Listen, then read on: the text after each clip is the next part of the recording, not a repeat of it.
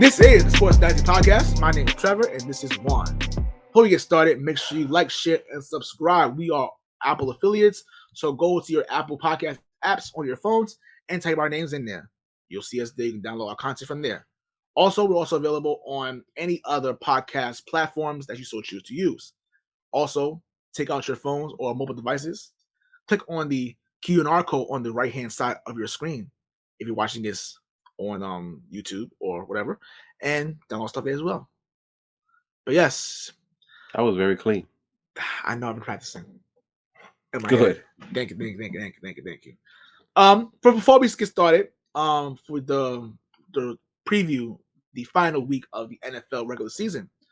If you are a New Yorker, today was a great day for you guys because New York City is officially legalizing FanDuel in the city, in the 5 boroughs, starting Saturday at 9 a.m. Eastern time. If you live in New York, that's great because some people like to go to walk across the George Washington Bridge in the middle of the bridge to try to make their FanDuel cards. Not me or anything. Not me at all. I never did that once or 10 times. No, didn't do that at all. Or taking the PATH train to Hoboken or any other city in New Jersey, or taking a quick vacation in Pennsylvania, doing it there too. I didn't do that either. No. The point is, it's finally here. You can now bet on your sports at your leisure and your earliest convenience, which will be Saturday. Now that I think about it, I'm actually kind of mad because I went to Pennsylvania for a trip in Memorial Day, and that was during the NBA playoffs. I could have got FanDuel one money because I got all those games right. Damn. Yes. So we're not sponsored, by the way. No, not yet, but not sponsored anyway. Also, we always give you tips on FanDuel on betting on the games anyway. Yeah, we're doing the same thing like we always do. But now we can do it and enjoy ourselves as well. So. Right, I can actually bet right in front of you. I'm not gonna do that. But I can do that. It's possible. So thank you, Mayor Eric Adams, for doing the right thing. You're awesome. For now, even though I don't really like you, but thank you for this one. This is a good idea. I can bet in my couch now. Finally. Anyway, thank you. Now, okay, I have a surprise topic that he doesn't even know about. But let's talk about the playoff clinching scenarios that don't really matter that much, to be 100% honest, because mostly everything's intact. But let's just go through it. You already know the division winners that are there right now. Like the Cincinnati Bengals already clinched it. The Kansas City Chiefs already clinched the West. Tennessee clinched the South, and that's it. So it's the only division winners for the AFC. Buffalo already in the playoffs, guaranteed. New England Patriots already guaranteed in the playoffs. So those are your serious clinchers. So the Baltimore Ravens can still make the playoffs even though they're in the hunt. But what they need to win their game, take care of their business first. Then they also need the Chargers, Indianapolis Colts, and Miami Dolphins to lose. Miami Dolphins can tie also, which better not happen. And they could still make it also. But the Chargers and Indianapolis Colts need to lose in order for them to make the playoffs. But Buffalo, all they do is win and they clinch the division. That's what they gotta do. Which they will, because there's no way losing to the Jets. No way. I'm not gonna win. Cincinnati Bengals. I lose my mind. They do. They can move up in the standings. They actually, since they defeated the Kansas City Chiefs, they actually have a chance to get up to the first seed if a couple of things happen. They need Tennessee and Kansas City to lose. And they also need the New England Patriots to lose or tie. I don't know what that has to do with. You know how NFL. We said this last show. NFL has some weird ways things to work. They're so specific. The Patriots technically still get the number 1 seed. They can. We'll get to that if I see it in NFL.com, because this is basically where I'm getting it from. But I'm telling you this now, so you don't have to get out your phones and actually do it yourself. Maybe you're in a train. Maybe you're at work right now and can't have your phone out. Well, I'm letting you know right now how things work. Well, you're welcome. Exactly. See. Also, with Buffalo's win. As a second. So there's 2 ways to do it. One of them is what I just said, Tennessee, Kansas City lost. That's both of them. And either for New England to lose or tie, or Buffalo to win straight up. So let me say that one more time. For Cincinnati to have a chance or to get the first seed, period, they need both Tennessee and Kansas City to lose. That's on both sides. And they need either New England to lose or tie, or Buffalo to just win straight up. That's how they get the first seed. Very unlikely, but it's a possibility. Okay, Indianapolis Colts, they clinched the playoff berth by taking care of business against the lowly, disgusting Jacksonville Jaguars. Or if the Chargers lose, Baltimore and Pittsburgh tie. Yes, tie. Or Chargers lose, Pittsburgh loses, and Miami wins. It's one of the first times ever that a tie will clinch something for someone guaranteed. Interesting. Kansas City. They win, they got the second seed. They win and Tennessee loses their first seed. That's simple. Raiders. Take care of business. That's great. So professional, guy. Damn, I'll leave it alone because that literally never happens. Like I said, Raiders, they just take care of business, they're in. Or they can tie and Indy needs to lose. Or Indy needs to lose, just in case if the Raiders lose. Indy needs to lose, and Pittsburgh has to lose or tie. Yeah. Chargers win and they're in. That's it. New England, for them to get first seed, they need Buffalo to lose or tie, Kansas City to lose, and Tennessee to lose. For the division, Buffalo loses, New England wins. Or New England ties and Buffalo loses. Anyway, Buffalo needs to lose and New England needs to win, and they got the division. And if that happens, you're gonna be in for a very hilarious Monday episode. Just saying. Yes. I'm just letting you know right now. And Pittsburgh Steelers. Actually, the show's gonna be longer than I thought because it's taking a while. Whoops. Pittsburgh Steelers. For them to get in the playoffs, they need to win. Indianapolis need to lose. And the Chargers and Raiders game must not be a tie. Someone has to win. That's how they get in the playoff. It literally says it right here. Vegas Raiders and the Chargers cannot end in a tie. That's the first time I've ever seen that in playoff country for the 15 plus years I've been watching this sport. Never seen that before. All right, Tennessee. First seed, win.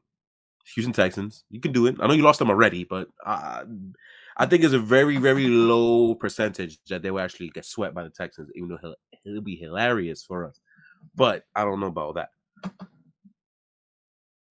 Let me see what else. If they tie, Kansas City needs to lose. And Kansas City needs to lose. Cincinnati needs to lose or tie. New England needs to lose or tie. Or Kansas City loses, Cincinnati loses or tie, or Buffalo wins, since they already defeated Buffalo early. It doesn't matter. Yeah. Now, that was one conference. Let's go to the second conference, shall we? All right, the Green Bay Packers, they already clinched everything, so they get skipped.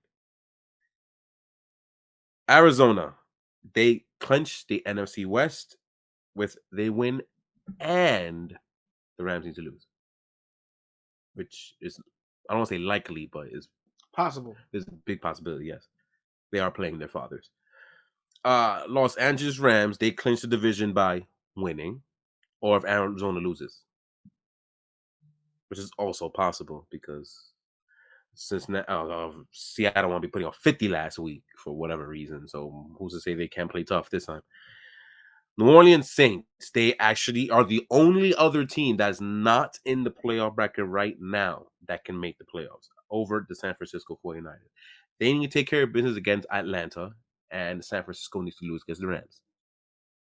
Those two things happen. New Orleans is instead of San Francisco, which I don't like very much. That's just a waste because they can't score. Literally cannot score. Yeah. But hey, Saints fans would love it, whatever. And the San Francisco 49ers to punch their way in the playoffs, just win. Win and you're in. Or if New Orleans somehow loses to Atlanta, then they're good. That's it. The NFC went by a hell of a lot faster because it was basically clinched last week. Now, this is the thing I want to talk about real quick because this is an interesting topic that I was thinking about, and I wonder how many other people have this in mind. You know, the awards, they're about to be clinched after this week, week 18. So we're about to know basically who's going to be MVP, Offensive Player of the Year, Defensive Player of the Year, blah, blah, blah, blah, blah, blah, blah. You know, all those awards that mean nothing a lot of the time. I was into a podcast today, right? And one of the people was saying that they can't stand these awards. And I stood there and I thought about it and I said, you know what? It's not stupid. Because all the awards are, he used the word corrupt. And I don't think that's entirely wrong, but I think misinterpreted, biased in more ways than one are probably the two words I would like to use more than corrupt. You know, corrupt, I'm sure. It's sports. Corrupt is, everything is corrupt in life in general. So sorry if there are kids listening, my bad. It's the truth. Learn the truth now, my brothers and sisters. Learn the truth now. It is very corrupt out there.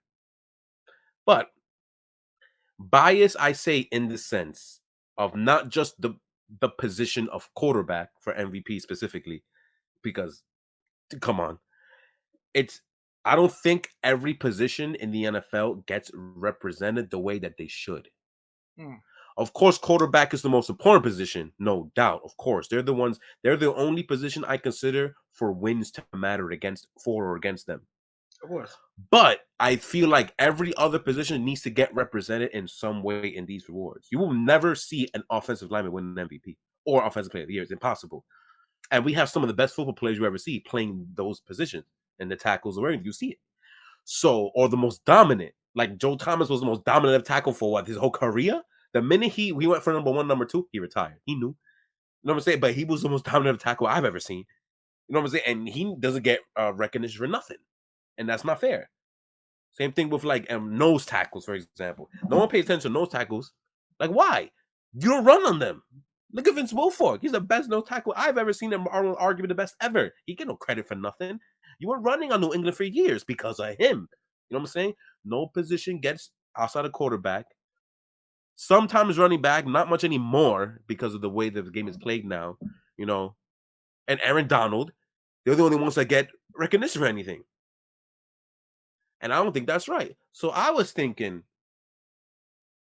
instead of MVP and Offensive Player of the Year and all the garbage, maybe you should give like positional specific awards, like for best player, best QB, best quarterback, best wide receiver, best running back, best lineman. So it's all 5 positions, not specific. Best defensive lineman, you know, that's going to be called the Aaron Donald Award.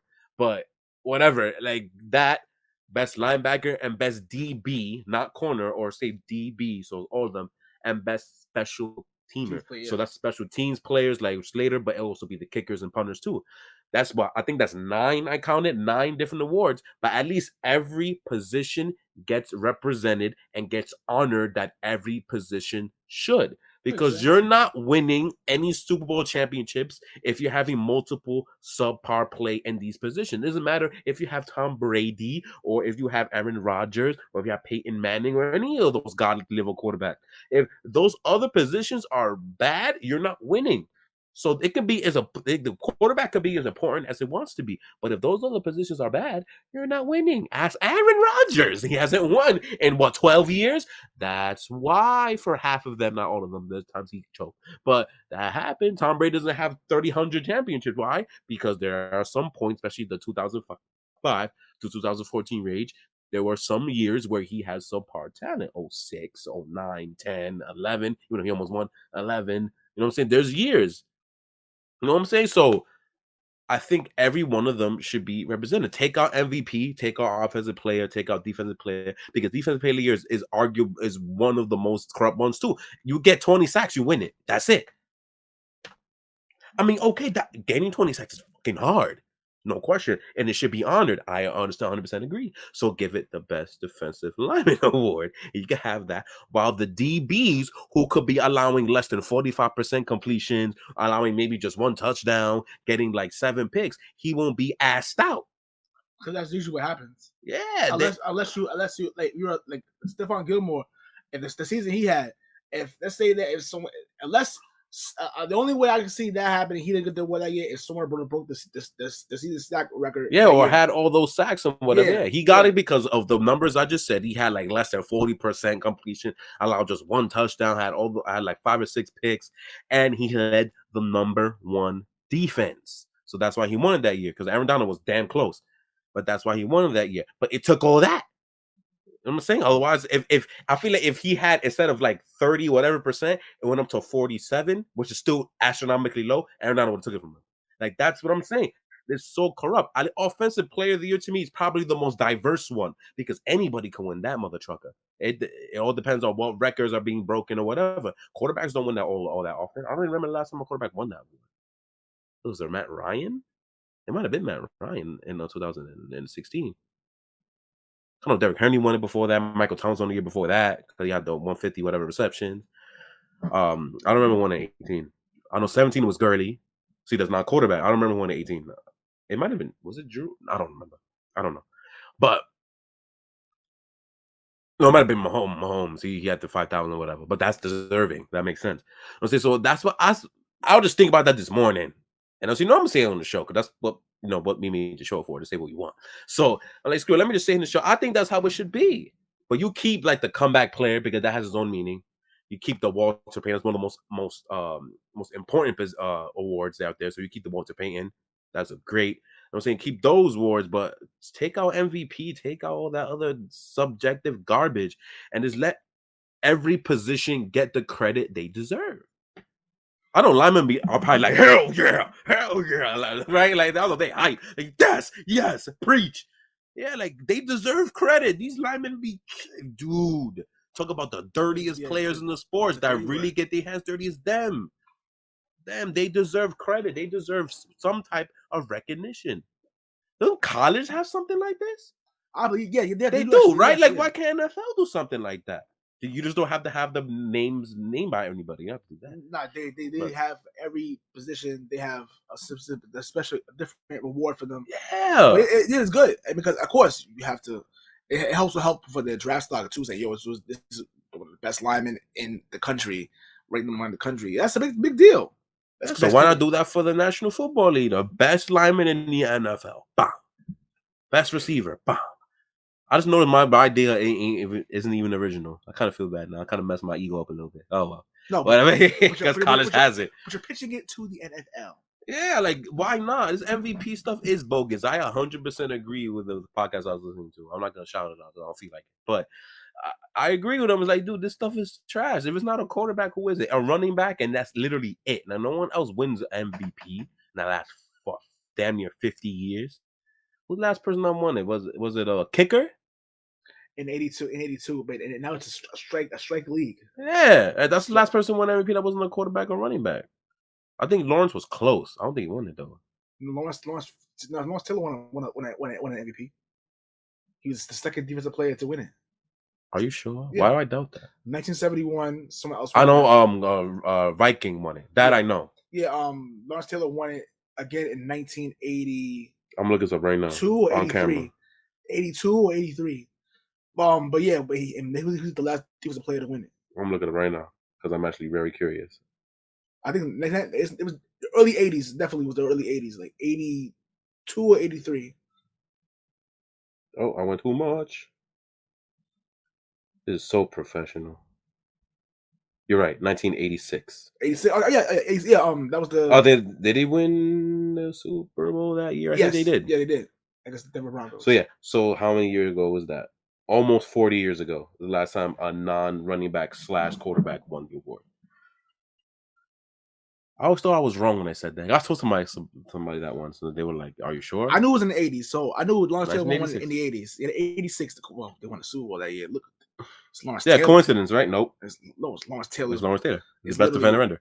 But yeah, like it's on a class of his own. Like yeah, Jesus, like come on. So yeah, that's a pitch out there that should be said. I really think that should be a thing. I really dislike the fact that positions don't get their fair shake. It's not right. Because I love watching Trent play when I watch games. I watching the linemen getting destroying people or getting destroyed themselves. Do you know how happy I get when I see people like Aaron Donald and TJ Watt just wreak havoc? Especially Aaron Donald, he's wreaks havoc. Like seeing a 200-pound man throw another 200-pound man like he's a sack of potatoes. Like, first of all, that's scary. That's scary. But I love Trent play. You guys know what's well enough. I love defense. Defense really is where I like. Yeah, this is where I love seeing big defensive play. I hate these high-scoring college games you see on college. I hate it. I hate it so much. It's like, but that watch basketball. Like honestly speaking, But yeah, I love defense. I've always been pro defense, so whenever I see these new rules about new quarterback rules, I'm like, ugh, sucks. I guess you could say I'm old school. I guess I'm an old school guy living in a 28-year-old body. Who knows? Maybe. But yeah, I agree. Yeah, I like us. That's my pitch. Now let's get to the games, and I'll say, a lot of these don't matter. I don't even just tell you straight up it doesn't. So let's go through the ones that don't matter. For example, Bears and Vikings. I don't give a rat's ass. I'm gonna go with. Well, technically, both coaches are getting fired. Both of them are out of here. I think so. I believe Kirk Cousins is coming back. I believe. I'm gonna go with the Vikings. I'll go with Vikings too. The Vikings, yeah. Okay, whatever. At this point, there is no reason to analyze nothing. No, yeah, it is. Come on, bro. These games don't matter. Packers and Lions. Oh wait, I'm sorry. Let's go back to the Bears thing real quick because, just in case you want to bet this game, I don't think I will, but just in case you want to bet this game, the over and under is 44.5, and the Vikings are favored by 5.5 points.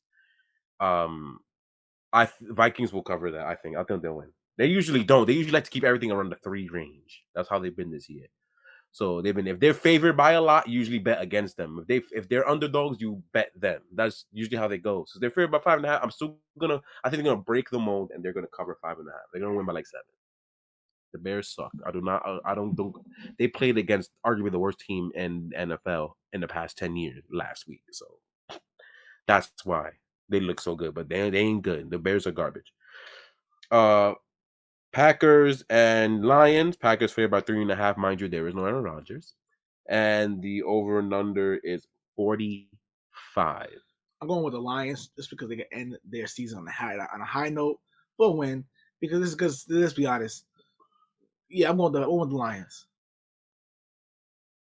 I can't wait for Sunday at 12 something so I can see the injury report because I want to know exactly who's missing from Green Bay. Like, how are the running backs playing? Because the running backs I think could beat Detroit by themselves. But I'm gonna go with Trevor. I'm gonna go with Detroit for them to do that. That's probably one of the bets I might make. Yeah, to go. Yeah, Jordan Love with Kaka. So that's why I refuse to go with him. I do not. Jordan. No, Jordan Love is trash. Let's see what else we got. Bengals and Browns. The Bengals are 6-point underdogs at Cleveland, and the over and under is 30. I'm picking Bengals. Even without Joe Burrow, they had 6-point underdogs. Only 6 points. Yes. I don't think Baker's playing either. I don't think Baker's gonna play. But wait, damn it! I don't think Baker's gonna play. If he's playing, then I'm going with Bengals. If he's not playing, then I'm going with the Browns. I'm going with the Browns because it's what I'm gonna go Cleveland. Only because that's the whole last few weeks. Now. I mean, I think the Bengals could beat them, but I also need to see who exactly is not playing because we don't have that information yet. It's Thursday right now. We don't have the information yet. Who exactly is out and who is playing? So, like, if the half of the wide receivers in the Bengals are playing, I wouldn't be surprised if the Bengals win. This bum quarterback last year put up some points against some teams, and the Browns, I'm pretty sure, are just dead at this point. So why can't they allow 25-26 against Brandon Allen if he has receivers for it? You understand what I'm saying? So I'm going. So if Baker is playing, I'm going with the Bengals. But if Baker is not playing, the Case Keenum's playing, then I'm going with Case Keenum in the Browns. And they will cover if Case Keenum's there. And I'll go over 38. I think they'll still score points regardless. Over 38. Yeah. I know it's a cop out, but if we don't know, we don't know. What the hell, you know? It makes a difference to me because Baker is like the epitome of the NFL quarterback. He's so disgusting. He represents everything that quarterbacking is this past season, in my opinion, because most quarterbacks play that trash. Because we've seen so many backups this year. What else is used?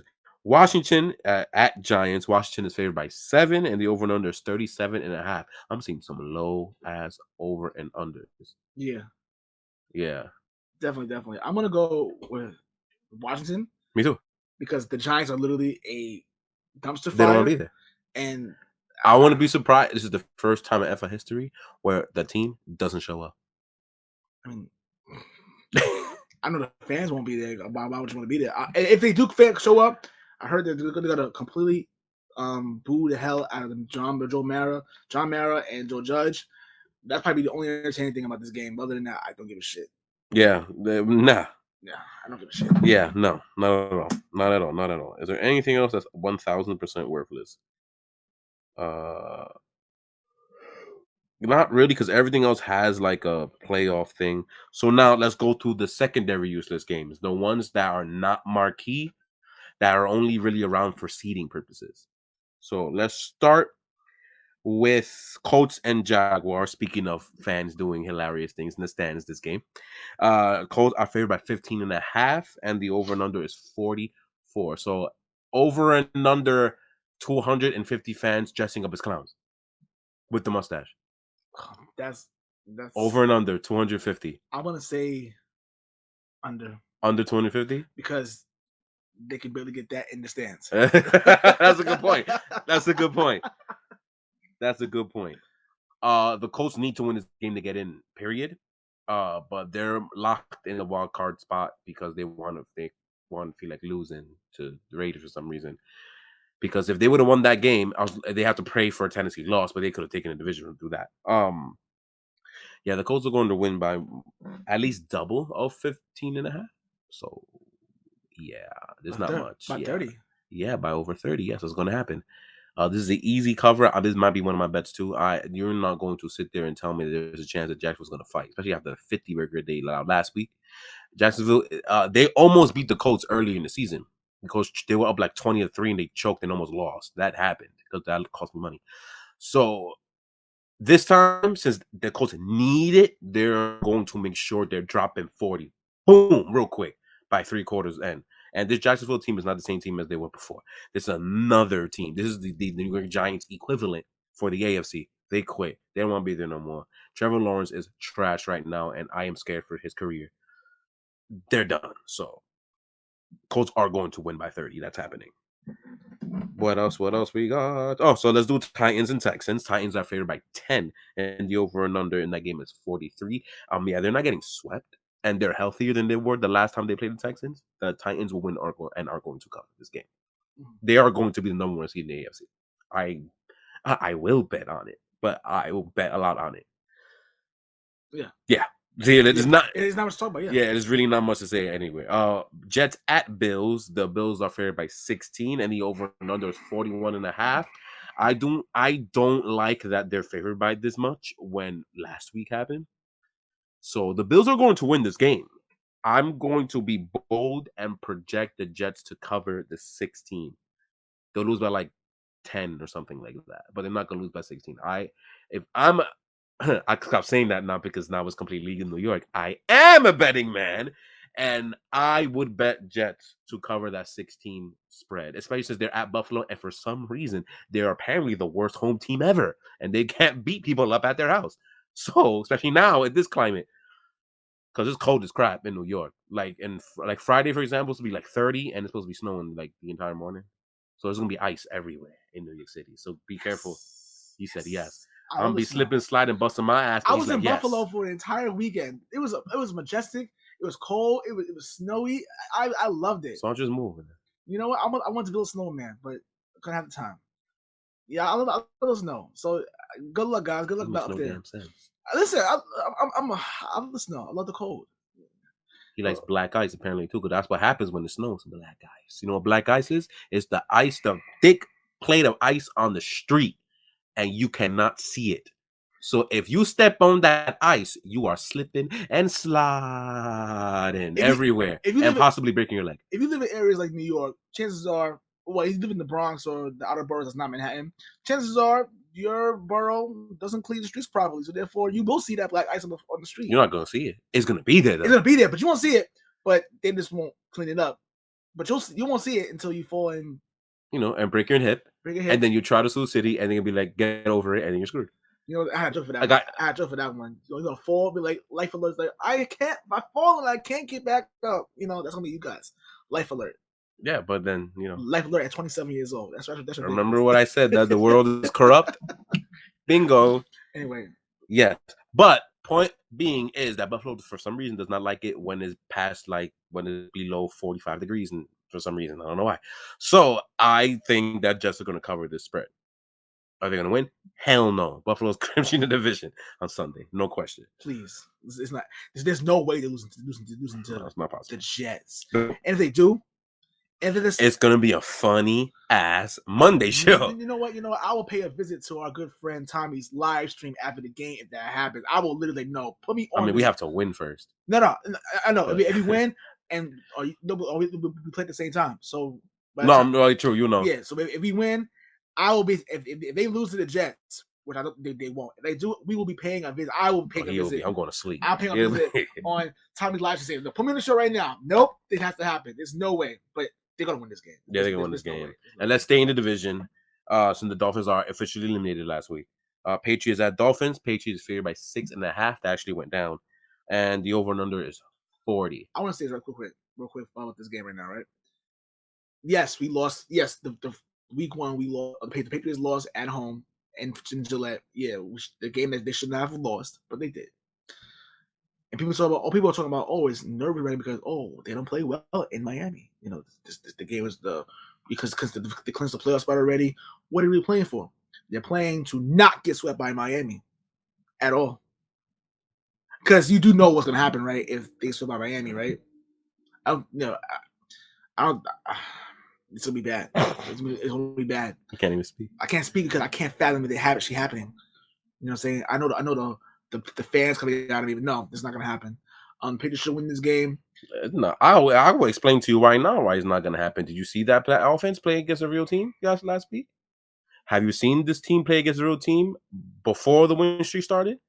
Yeah, no. This is not the same Patriot team that you've seen in week 1. This is very similar to the Dolphins team we saw in week 1. Garbage offense and good defense. Yeah, that's not going to work this time. This Patriot team is completely different. They're not going to score in this game. That's what's going to happen. I have the Patriots. I'm going to say the score in the AFC Shakedown, which goes on 7:35 Eastern time on Saturdays. Well, that show, my score, and I'm saying here, is going to be 24-14 New England. They're going to win and win basically comfortably, covering this frequent half spread. They're going to win. There's no problem. Right. This Miami team is not good. And the offense is, if I could make that vomit sound, I would. That's how they are on offense. They're pathetic. Anyway, now to more of games that don't matter. Panthers at Buccaneers. Buccaneers favored by 8, and the over and under is 41.5. There's nothing to worry about because this is very similar to the Dolphins. The Panthers and Dolphins are not that far off from each other.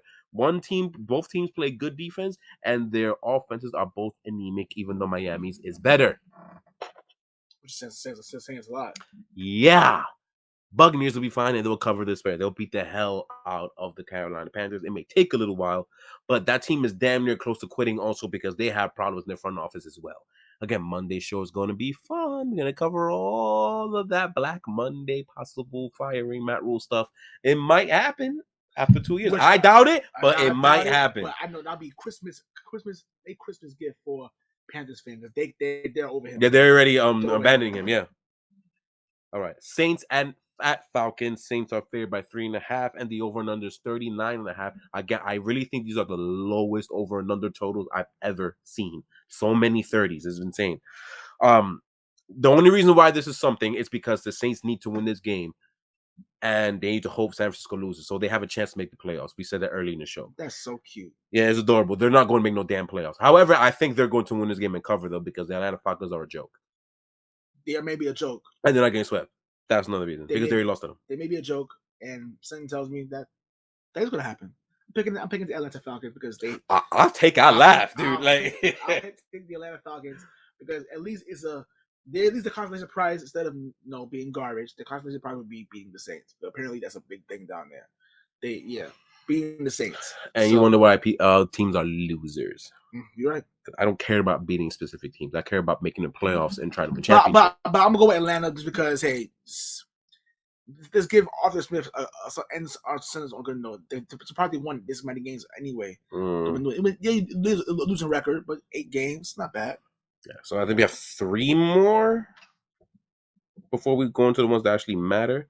Let's go Steelers and Ravens. Ravens are already eliminated from the playoffs. This is first Pittsburgh only. Steelers are favored by... Nope, they're 6-point underdogs. I'm sorry. Whoa. 6 point. Well, I don't know where I'm betting that. The Steelers are 6-point underdogs, and the over and under is 42. Why the hell are they 6-point underdogs? Lamar Jackson should be done. There's no reason for him to play. So who's gonna beat the hell of them? Huntley? You see Huntley last week? Mind you, they already lost to this team.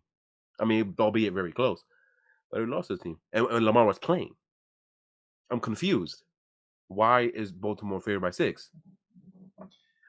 Once a week, Vegas gives you a freebie. This is a freebie. Yeah. Pittsburgh's winning this game to me. They were winning this game to me. But I'm not guaranteeing the win, but I'm guaranteeing the cover. They are not losing by 6 or more against the Baltimore Ravens. This Baltimore Ravens, no, not happening. Sorry, not happening. Easily, Pittsburgh is covering the spread. So everybody who's listening, because you're gonna be a new guy betting now. Pittsburgh, easy bet. I cannot believe they're wow. And the over and under is 42. They gonna score that much? Look at 42? They only could score 30 points combined. They didn't even cover that the first time they played. And Lamar was playing. You know what? That was Vegas saying, you know what, my New York City fans, my New York City people. Right, welcome to the crew. Welcome to the crew. Here's his freebie. Yeah, here's a freebie. This one's on us. At least they'll give you a little $50 credit. That's it. Right.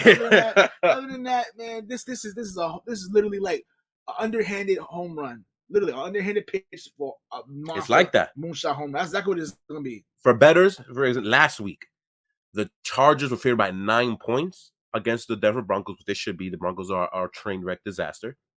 Oh, we didn't talk about it again, did we? I forgot. Whoops. Kansas City's gonna win. Who cares? We'll say it again later. But if anybody knows about how the numbers work, you will know when I say this. This is a freebie. For some reason, even though the Chargers are favored by -9, the betting odds for it, the numbers that determine how much money you're gonna get, the number was plus 102. Plus 102 is amazing. That's something that usually goes to underdogs. Plus 102 for Chargers to beat up on a bum, disgusting Drew Lock-led team. You take it every day. I'm mad that we didn't have FanDuel and I didn't get to win my money last week because that was a waste for last week for me. I'm pissed about that to this day. Plus 102 is odds you always want to find. You want the 100 range, whether it's minus or plus, but plus means you get more money. So they gave that for that obvious ass pick. Especially when Denver lost half their offense to COVID before the game. So why they didn't go from -9 to -16? I'll never know. Mind you, they won by like 30. So I don't get it. But this is another freebie for the week. Pittsburgh being 6-point underdogs against this Baltimore team. They respect Baltimore at home way too freaking much. That is insanity. I cannot believe I just seen that. And it makes me happy. Be funny this Pittsburgh get their ass whooped, right? And then that'll be fitting now because all that, right? Because why not? The NFL this way all year. Jesus Christ. All right. Seahawks and Cardinals. Cardinals are favored by 7 at home, and the over-under is 48. That's because Seattle blew up 50 last week. So and Cardinals actually like a football team again. This one, the only reason why this is being mentioned is because the Cardinals have a chance to win the division still, as long as Los Angeles loses. So that's why we're saying this now. This is actually tough. This might be the toughest pick of the week, actually, because I would not put it past Seattle to play their best game of the season and just put their palm fist right on Cardinals' beak. I wouldn't put it past them to do something like this. This is actually kind of a tough game.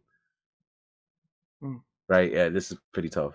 I'm going to go with Arizona. I like Arizona too, but barely. Because Seattle covered the spread. It knows how to play the thing really hard. So possibly Russell Wilson's final game as a Seahawks. That's what I'm saying. I got that feeling something like that is gonna happen. They know this franchise, Seattle, is going to change after Sunday. This Seattle franchise is not gonna be the same anymore after this. So for their last hoorah, whether it's from Bobby Wagner being traded, which is a possibility, because he's owed $20 million after this season, my ass is going to trade him. It was me. But anyway, Russell Wilson going to get traded because he's sick and tired of this garbage franchise. Whether it's them firing Pete Carroll, which is more likely going to happen. anything could happen at this point in time. So I think for one last hoorah, they might pull out all the stops. I'm gonna play it safe and pick Arizona, but my gut feeling tell me Seattle might pull some stuff and beat Arizona, which will not really affect Arizona because they're already locked in the playoffs, so it doesn't matter. But just for one last hoorah, wait for PK, yeah, that might happen. So just keep that in mind. I like Seattle to cover the 7-point spread, but Arizona to win. All right, we got 1, 2, 3. I don't remember we talked about Seattle and Denver, but let's do 5 seconds. Chiefs are going to beat the holy Christ out of Denver to the point where they will become atheist after this game. No. That's an easy bet. If you want to bet, that's an easy game. That's exactly what I'm waiting for. And that the line just went up 10.5. So what? They're going to win by 30. I don't care. The over-under is 45 for those who care about that in this game. But most people are betting the Chiefs. I wonder if I can check that. 85% of bets, according to Beach Report, are going towards the Chiefs in this game. Oh, man. Oh, we'll do that next year. Or we're doing the playoffs.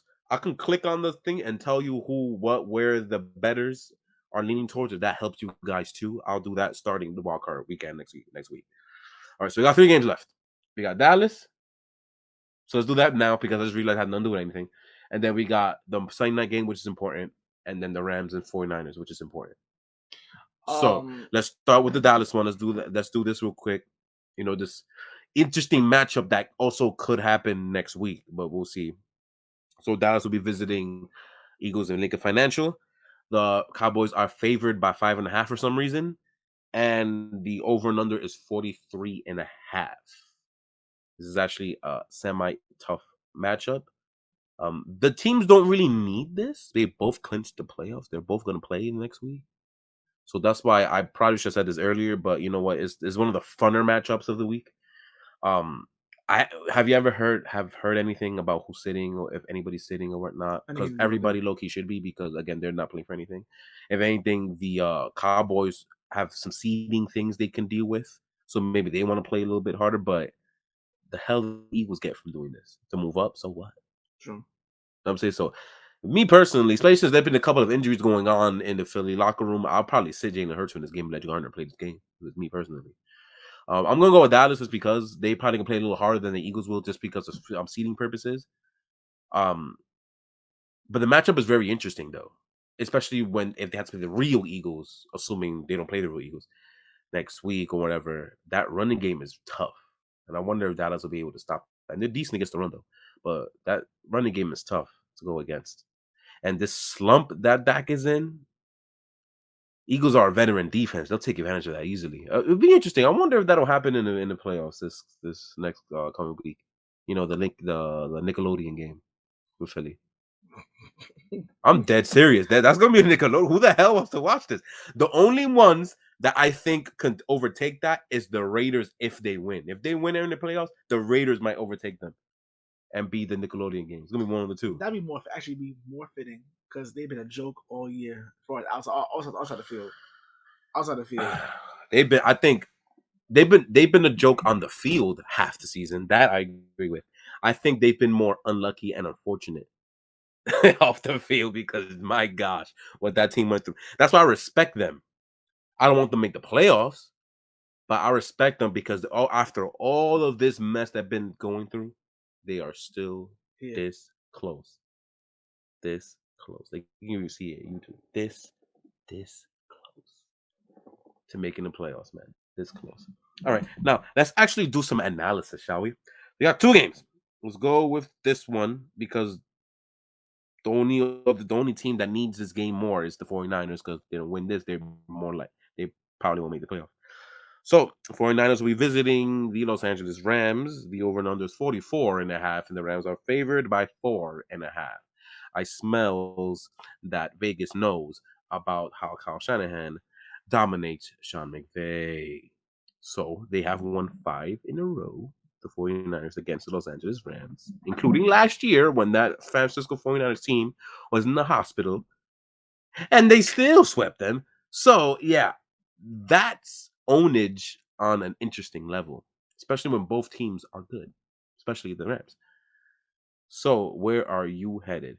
We picked the Cowboys game, right? I know I said that. You said Dallas too? Okay. I was gonna make sure everybody heard it. All right, cool.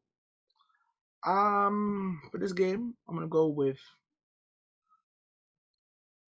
screw it. I'm going to 49ers. I'm going with the sweep. I'm going with the sweep. Yeah. The 49ers. They need it bad. They don't win it, they're not in because I think the Saints, you don't think so. I think the Saints are gonna win. So they need this game real bad. Kyle Shanahan really understands how to really slow down the Los Angeles Rams offense though. It's very interesting how he's the one coach that consistently knows how to slow everything down. And the way that Matthew Stafford has been playing as of late, that'll make things a lot easier. However, it always confuses me as to how, especially this year, when the San Francisco 49ers secondary is absolute jokes. So how the hell does they stop the passing game when those players stink? It's very interesting how powerful scheme is over talent sometimes. It's crazy. That's how they number. That's how they number, though. They do. It's just people talk about maybe just for the first divisions, how they're able to really they're familiar with them. But it's I know it's maybe familiar with a team, but goddamn, can you just they own you guys even on their worst. They beat you on their worst days. You know what I'm saying? It's just they just can't get out their way though. But I agree. I think the 49ers will win this game. They're gonna prove that hey, not only are we gonna take away the division from you, anyone but you. It's kind of like anyone but you, Roman. As that was gonna be. I'm dead. Anyone but you, Rams. But it's gonna be tough. And the 49, even though this 49 team is, still trying to find his way, even though there's a lot of injuries in this team as well. This still could be a very tough first round matchup for somebody under. So depending on they make it Arizona or Tampa Bay. They might. Round. It's very possible. That's gonna be very, very tough for them. So interesting. One thing I'm looking for because there is a Cooper Kupp watch here, because I think he's actually decently close to getting the to passing Calvin Johnson. I think I'm trying to look for all of that so I can tell you guys. Receiving yards, because Calvin Johnson is 19 something. 9 career in single season. 1984? 1964. Oh, cool. Yeah, 1964. That is the record for the most receiving yards in a single season. And Cooper Kupp currently has 17 something, but is 1829. I don't think you're gonna get it. Cooper Kupp needs less than 150. That's what he needs, definitely. I think it's 135. I think so. I think he needs 135 yards to tie the record, 136 to pass it. I think that's what he needs. I think it's gonna be short. I think it's gonna be just short too. And for reception, I think he's 20 something away, so he's not getting that. But this type of monstrous season Cooper Kupp had this year is insane. But I'm just saying, because this is the game that they're gonna play, so there is a possibility that he can get it. He needs 136, I think, to get it. And he always gets 9+ receptions a game. So the possibility he might break that record, man. So we're on Cooper Kupp watch this week. See if he breaks that record. If he breaks that record, he is guaranteed to be offensive player of the year, no question. I think he might be already, but him and Jonathan Taylor, they really, really fist fighting for that reward, man. All right, now the final game. Chargers at Raiders. Chargers favored by 3 on the road. The over-under is 49.5. It's another tough one, even though I think one team is vastly superior to the other. But that division matchup, man, I believe the Raiders already beat them, I want to say. I could be wrong, but I think they did. I'll check that really quick. But yeah, you may speak before. I'm gonna lie to you. This is a very interesting matchup. The fact of the matter is that both these teams have done a great job far as getting to this point. Mm-hmm. But I lied. The Chargers already beat them. we're so used to seeing from both teams find ways to screw up. So chances are one obviously one team's going to lose. Has the only team have to lose unless they just completely with the bag and tie, which I would riot if that happens. But we'll see. For me, this is a game. We'll see who's going to really screw up. What the pressure is a big pressure game, Mm-hmm. and it'll be the first time that Derek Carr, remember he was hurt in 2016 when he went to the playoffs, where he's playing meaningful football in the final week of the season. This is the biggest game of his career. Biggest game of his career. Mm-hmm. And Justin Herbert too, especially in his young career as well. So it'll be very interesting who will be able to not Kirk Cousins it. Yes. Keep their poise. What's funny, he has a playoff win under his belt. Just saying. You like that? Just saying. It's interesting. You go to the deeper stats, not those stupid other ones.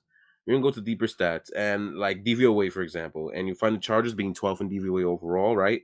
They have I think the third best offense according to DVOA, and the 26th ranked defense, which is not very good. However, the Raiders are much worse than that. Much worse than that. At least they are 21st in DVOA, so from 12 to 21.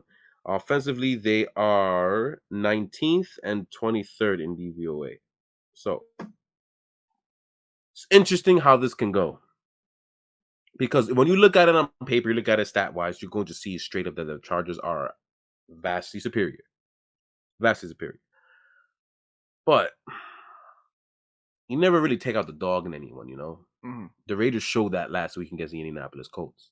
Albeit they play against a quarterback who didn't practice all week, but whatever. They went to Indy. It was at Indy, and they went into K-Day business. So that's something you can take out of that. And that's why Derek Carr needs to be more appreciated. Because I don't think he is, and he needs to be.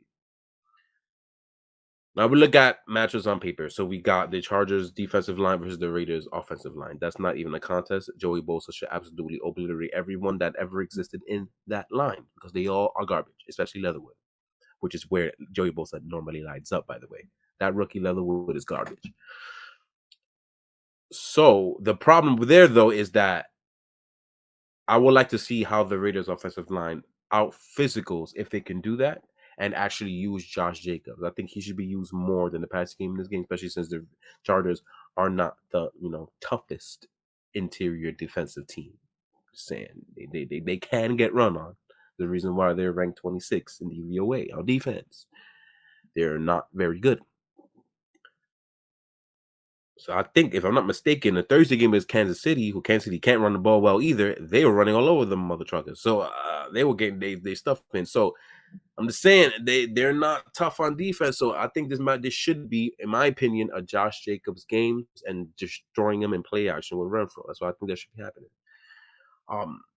The other way around, we got Chargers offensive line, which is much better than Raiders, but they're not that good themselves, versus Max Crosby and that defensive line in Raiders, which is the biggest and arguably the only aspect that should be respected on the Raiders defense is their defensive line. Max Crosby going crazy, having a great year.